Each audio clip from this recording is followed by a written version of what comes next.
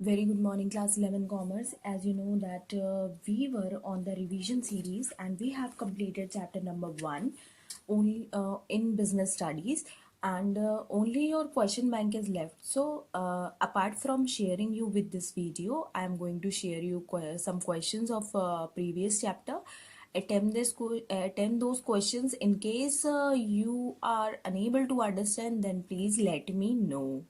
So the name of your first chapter is Forms of Business Organization. So as we have discussed in the previous chapter that before starting a business plan, what we need to figure out that firstly the thing is that we need to figure out that what nature of what kind of business we want to conduct, and what should be the form of the business organization. Okay, so what it means, forms of business organization, what does it mean कि आपको कैसा business करना है, या तो आपको single अपने आप ही खुद के दम पे बिजनेस खोलना है और खुद ही ओनर रहना है हमेशा, या फिर पार्टनरशिप में बिजनेस करना है अपने दोस्त के साथ या फिर और कलीग्स के साथ, या फिर आप बिजनेस अपने फैमिली के साथ करना चाहते हो या फैमिली का पुराना बिजनेस को ही आगे बढ़ाना चाहते हो, या फिर जो बिजनेस है वो आप शेयर होल्डर्स की तरह बन के आप बिजनेस में एक पार्ट लेना चाहते हो, या फिर कोऑपरेटिव सोसाइटी की तरह। तो ये जो फॉर्म्स होते हैं इन्हीं के बारे में हम इन चैप्टर्स में बात करेंगे। तो 5 फॉर्म्स होते हैं, याद रखिएगा, देयर आर 5 फॉर्म्स। सबसे पहले होता है sole proprietorship.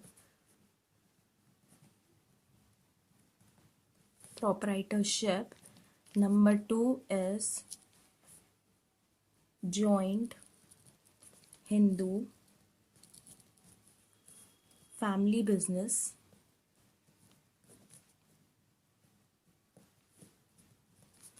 Third one is partnership.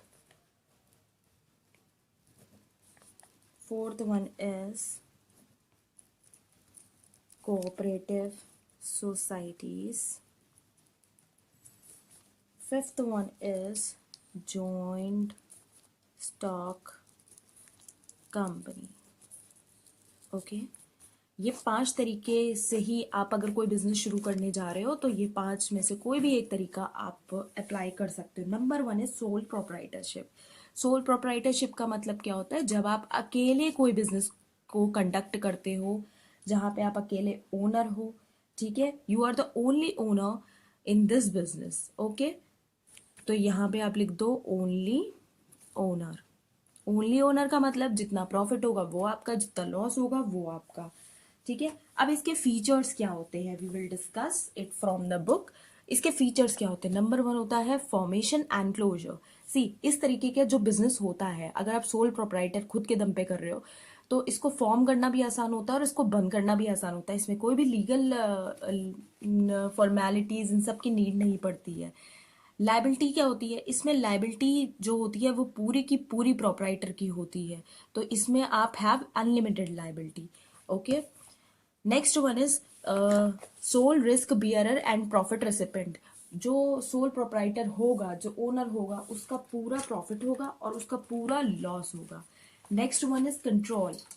Control का क्या मतलब हुआ कि जितना भी कंट्रोल है, जो भी बिजनेस हो रहा है, वो सारा का सारा डिसीजन लेने का, बिजनेस का, जो बिजनेस में जितने भी डिसीजंस हो रहे हैं वो सबके सब ओनर के अंडर में होता है। Next one is no separate entity. कोई भी सेपरेट एंटिटी नहीं है। जैसे मैं सोल प्रोप्राइटर हूँ, जो ओनर है वो बिजनेस के नाम से जाना जाएगा और जो बिजनेस है वो ओनर के नाम से जाना जाएगा। Lack of business continuity. Lack of business continuity मतलब जब तक ओनर है जिंदा, या जब तक ओनर चाह रहा है तभी तक बिजनेस चल पाएगा। कोई और पर्सन आएगा तो वो सोल प्रोप्राइटरशिप उधर ही खत्म हो जाएगी। Next one is merit. Merit का मतलब क्या होता है कि ऐसे सोल प्रोप्राइटर्स के एडवांटेजेस क्या होते हैं? सबसे पहले क्विक डिसीजन मेकिंग होती है, क्योंकि एक ही इंसान होता है, उसी के ऊपर डिसीजन की पार होती है, तो कंफ्यूजन नहीं होता है, कोई टाइम नहीं लगता है। Confidentiality of information. एक इंसान के पास ही अपने बिजनेस की सारी इंफॉर्मेशन होती है, किसी और के पास नहीं जाती है। Next one is direct incentives. Direct incentives का मतलब क्या होता है? What does direct incentive means? Direct incentive मतलब जो भी कंपनी मतलब जैसे आप सोल प्रोप्राइटर हो, आपके बिजनेस ने जितना भी पैसा कमाया है ना, वो सारा का सारा आपके पास आएगा। Next one is sense of accomplishment. इसमें क्या होता है, एक मोटिवेशन मिलता है। अगर आपका बिजनेस बहुत अच्छा चल रहा है तो एक तरीके का मोटिवेशन मिलेगा। Then ease of formation and closure. देखिए, बहुत आसानी रहती है इस बिजनेस को शुरू करना और इस बिजनेस को खत्म करना, क्योंकि कोई लीगल फॉर्मेलिटी होती नहीं है, सिर्फ एक बिल पार चाहिए होती है कि हाँ मुझे बिजनेस शुरू करना है, बस इतना मोटिवेशन चाहिए होता है। लिमिटेशन, कुछ फायदे हैं तो कुछ नुकसान है। लिमिटेड रिसोर्सेज होते हैं, एक इंसान कितने रिसोर्सेज कर पाए कलेक्ट कर पाएगा, तो उसके लिए लिमिटेड रिसोर्सेज इसमें होता है। Limited life of a business concern, ठीक है। इसमें क्या होता है कि जब तक ओनर काम कर रहा है तब तक ही ये बिजनेस चल पाता है, क्योंकि ये अकेले इंसान के ऊपर डिपेंडेंट है। अनलिमिटेड लायबिलिटी, सारा लॉस, अगर सारा प्रॉफिट आपको मिल रहा है तो सारा लॉस भी आपके अंडर में आएगा, तो लायबिलिटी अनलिमिटेड है। अनलिमिटेड मैनेजरियल एबिलिटी, सी एक इंसान के अंदर सारे मैनेजमेंट की कैपेसिटी नहीं होती है, मतलब उसके अंदर सारी क्वालिटीज नहीं हो सकती हैं। It's a human nature. अगर हो सकता है कि आपके अंदर प्लानिंग की बहुत अच्छी मतलब फीचर्स हो, आप बहुत अच्छी प्लानिंग करते हो, लेकिन आप मार्केटिंग में इतने अच्छे ना हो, तो ये क्या हुआ कि हर इंसान के अंदर सारी कैपेबिलिटीज नहीं हो सकती हैं। Next form of business is joint Hindu family business. See, joint family business is a specific form of business organization found only in India. ये सिर्फ इंडिया में पाई जाती है। लिखा हुआ है हिंदू, और हिंदू यहाँ कहाँ होते हैं, इंडिया में ही होते हैं। It is one of the oldest form of the business organization in the country. It refers to the form of the organization wherein the business is owned and carried on by the members of the Hindu undivided family. Okay, ये Hindu undivided family से चलता है और ये Hindu law से चलता है। The basis of the membership in the business is birth in particular and 3 successive generation can be the members in the business. Okay, 3 generation इसमें रह सकती हैं, तभी वो हिंदू अनडिवाइडेड फैमिली में आ जाता है। The business is controlled by the head of the family, who is the eldest member is known as कर्ता. So who is कर्ता? ये बिजनेस जो हैंडल करता है तो वो घर का सबसे बड़ा इंसान, जो फैमिली का सबसे ओल्डेस्ट मेंबर होगा, वही इस बिजनेस को कंट्रोल करता है। उनको कहते हैं हम कर्ता। इट इज इंपॉर्टेंट, ध्यान रखिएगा। All members have equal ownership right over the property of the ancestral and they are known as the co partners. Co partners कौन होते हैं? जितने भी मेंबर्स होते हैं वो सब उस बिजनेस में इक्वल राइट के साथ आते हैं और उनको हम को पार्टनर्स कहते हैं। इसके फीचर्स क्या है, इसकी फॉर्मेशन कैसी होती है? there should be at least there should be at least 2 members in the family and ancestral property is inherited by them। मतलब इसको शुरू करने के लिए 2 मेंबर, कम से कम मिनिमम 2 मेंबर होने चाहिए, साथ में आपके पास कुछ पूर्वजों की संपत्ति होनी चाहिए, ठीक है। लायबिलिटी क्या होती है? The liability of the members except the karta is limited of their share of the co partner property of the business. ही लायबिलिटी जो कर्ता की होती है वो तो आपकी अनलिमिटेड रहेगी, लेकिन को पार्टनर्स जो बाकी के मेंबर्स होंगे उनका इतना ही पार्ट रहेगा जितनी की उनकी प्रॉपर्टी का वहां पे शेयर होगा, जितना उनका पार्ट होगा। Next one is control. The control of the family business lies with the कर्ता। कर्ता इज द मेन हेड, उसकी अनलिमिटेड लायबिलिटी है तो कंट्रोल भी उसके हाथ में है, ठीक है।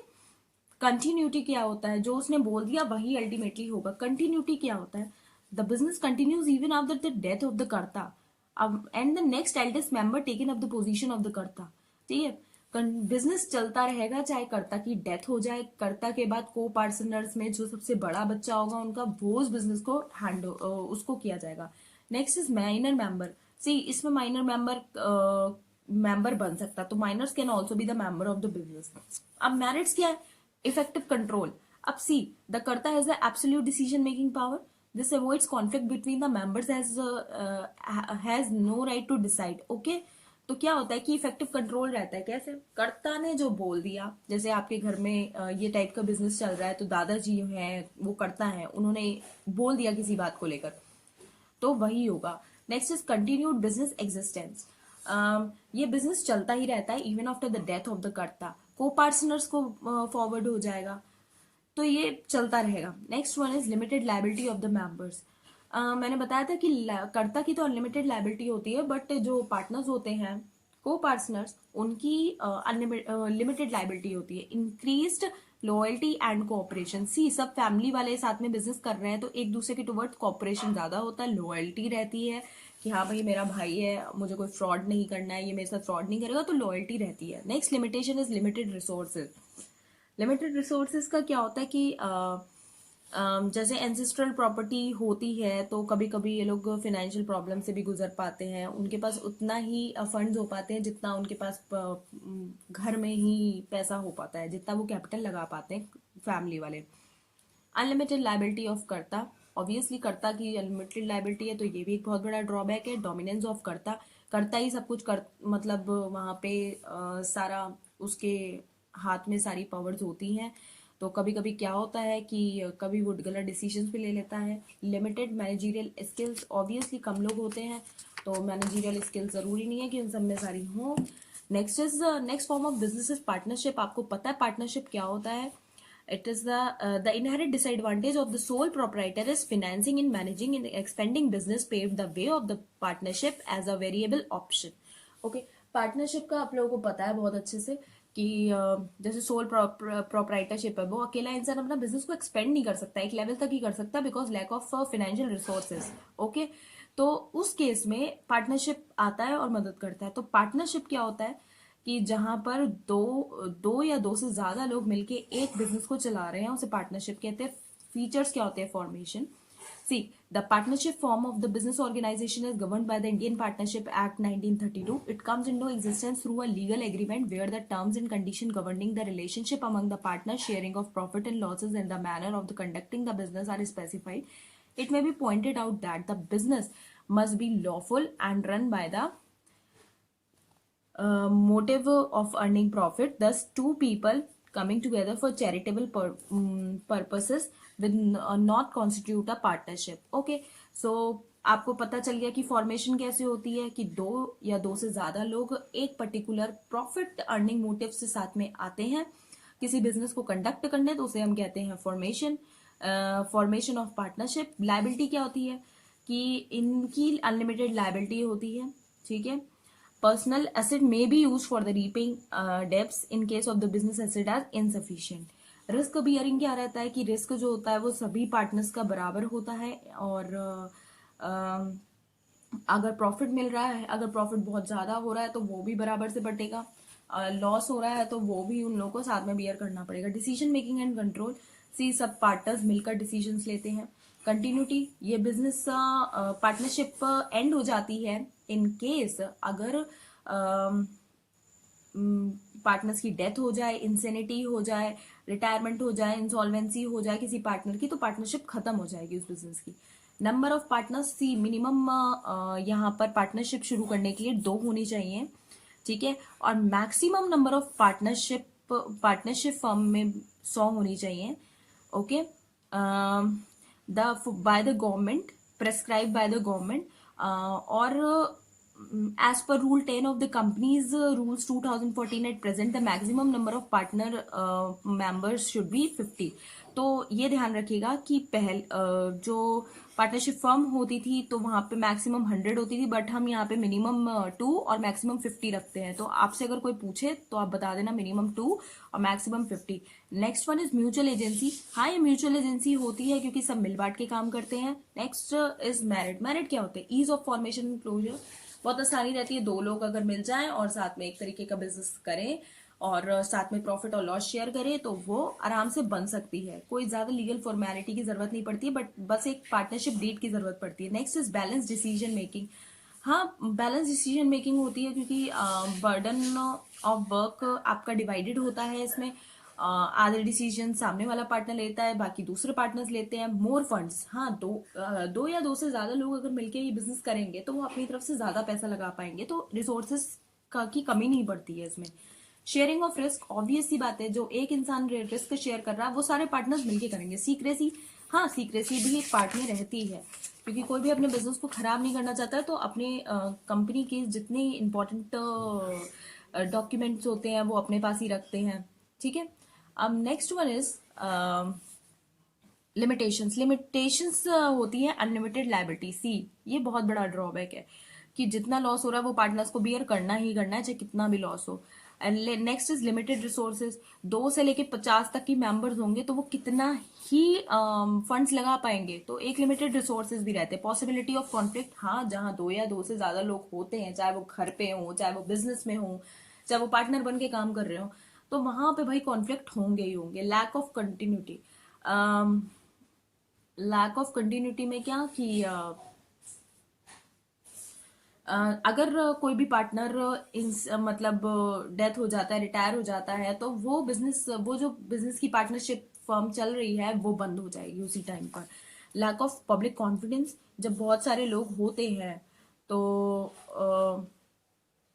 वहां पर क्या कहते हैं, हो सकता है कॉन्फिडेंस आ जाए, बट यहाँ पे क्या होता है कि पार्टनरशिप के लिए कोई लीगली डॉक्यूमेंट की जरूरत नहीं होती है। तो जहाँ पे लीगली रिक्वायरमेंट नहीं होता है, जहाँ पे फाइनेंशियल रिपोर्ट बनाना जरूरी ना हो, तो वहां पे पब्लिक का कॉन्फिडेंस थोड़ा गेन करना मुश्किल पड़ जाता है। अब next one is type of partners. अब पार्टनर्स के भी टाइप होते हैं। एक्टिव पार्टनर होता है, स्लीपिंग या डोरमेंट पार्टनर होता है, सीक्रेट पार्टनर होता है, नॉमिनल पार्टनर होता है, पार्टनर वाइज स्टॉपल होता है। सी एक्टिव पार्टनर कौन से पार्टनर होते हैं? जो कि बिल्कुल एक्टिवली काम कर रहे हैं। जैसे मैं और मेरी फ्रेंड ने मिलके एक बुटीक डाला हुआ है, हम लोग वहां पे जाते भी हैं, सारा काम भी करते हैं, सब पैसा भी हमने बराबर लगा रखा है, तो ये कैपिटल पूरा पूरा लगाते हैं, कैपिटल कंट्रीब्यूशन करते हैं मैनेजमेंट के काम में। मतलब वो जो भी डिसीजंस हो रहे हैं उनमें शेयर पूरा पार्टिसिपेट अच्छे से करते हैं। शेयर प्रॉफिट एंड लॉसेस, और अनलिमिटेड लाइबिलिटी। लाइबिलिटी भी जैसे नॉर्मल पार्टनर होते हैं ना, वो एक्टिव पार्टनर होते हैं। स्लीपिंग और डॉर्मेंट में पार्टनर में क्या होता है कि कैपिटल लगा रहे हैं, मतलब जब बिजनेस शुरू हो रहा है तो वो पैसा लगा रहे हैं, लेकिन मैनेजमेंट के किसी काम में पार्टिसिपेट नहीं करते हैं। प्रॉफिट एंड लॉस भी शेयर कर रहे हैं और अनलिमिटेड लाइबिलिटी भी उनकी है। बस क्या डिफरेंस है कि वो कोई भी मैनेजमेंट के काम में पार्टिसिपेट नहीं कर रहे। नेक्स्ट वन है सीक्रेट पार्टनर्स। क्या कंट्रीब्यूट कैपिटल भी है, participate in management but secretly, कोई भी मतलब ऑफिशियल उनका कुछ भी नहीं होता। जैसे मैं कहीं और जॉब कर रही हूँ, मैंने कहीं बिजनेस में भी पार्ट कर रखा है, तो मैं ये वाला काम करूंगी। Shares profit and losses, unlimited liability. Nominal partner क्या होते हैं? डज नॉट कैपिटल, मतलब कोई कैपिटल कंट्रीब्यूशन यहाँ नहीं हो रहा है, कोई भी मैनेजमेंट में पार्टिसिपेट नहीं कर रहे हैं। General does not share profit and losses और अनलिमिटेड लाइबिलिटी, इनकी लाइबिलिटी अनलिमिटेड होती है। ठीक है। ये नॉमिनल पार्टनर वो होते हैं जो सिर्फ अपना नाम दे देते हैं कि हाँ मेरा नाम यूज कर सकते हो, जबकि वो पैसा नहीं देते कि हाँ दिखा दो क्या ही जा रहा है।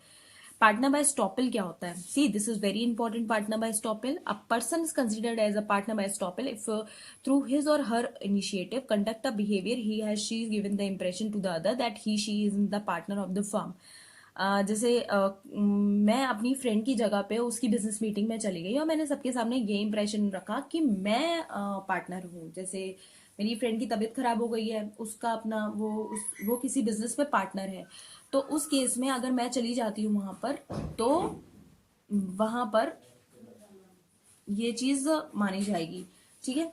और तो ये हो गया आपका पार्टनर बाय स्टॉपल। तो इसमें कैपिटल कंट्रीब्यूशन कुछ भी नहीं होता है, ये मैनेजमेंट के किसी कोई भी एक्टिविटी में पार्टिसिपेट भी नहीं करते, कोई भी प्रॉफिट एंड लॉस शेयर नहीं करते, ना ही और बट इनकी अनलिमिटेड लाइबिलिटी होती है, बिकॉज इन्होंने थर्ड पार्टी के सामने अपना नाम दिखाया होता है कि मैं इस कंपनी में पार्टनर हूँ फॉर द टाइम भी।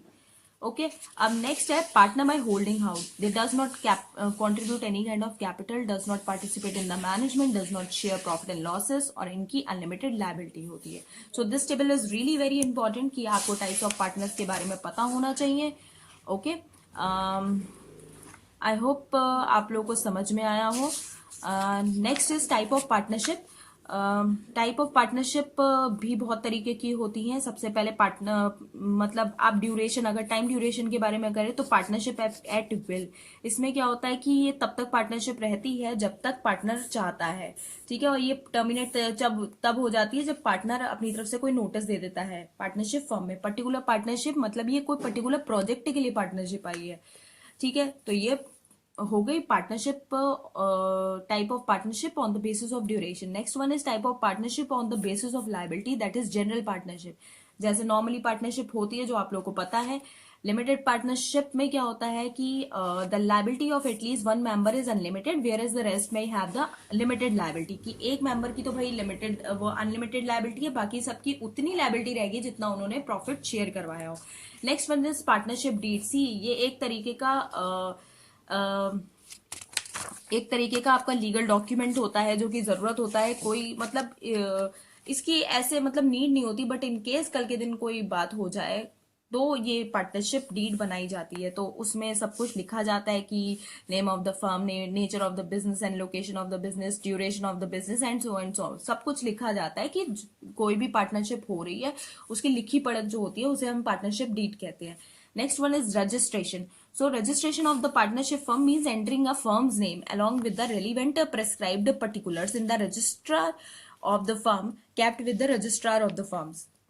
सिंपल सी बात है कि आपके पार्टनरशिप फर्म की रजिस्ट्रेशन कैसे कराओगे। जैसे नॉर्मली फॉर्म भरा जाता है रजिस्टर्स ऑफ फर्म में, रजिस्ट्रार्स ऑफ फर्म में जाके आपको अपनी पार्टनरशिप फर्म को रजिस्टर कराना होता है। जैसे जैसे प्रेस्क्राइब फीस हो गया, और कंपनी के बारे में आपने बताया, पार्टनर्स के बारे में बताया, डिपॉजिट फीस हो गया, ये सारी चीजें हो गई। सो आई होप आपको ये जो तरीके हैं ये बहुत अच्छे से समझ में आए हों। आज हमने 3 टाइप की फॉर्म्स ऑफ बिजनेस ऑर्गेनाइजेशन पढ़ी हैं, that is sole proprietorship, joint Hindu family business and partnership. आप इनको बहुत अच्छे से रिवाइज कर लें। इनकेस आपको कोई प्रॉब्लम होती है then please let me know. Thank you.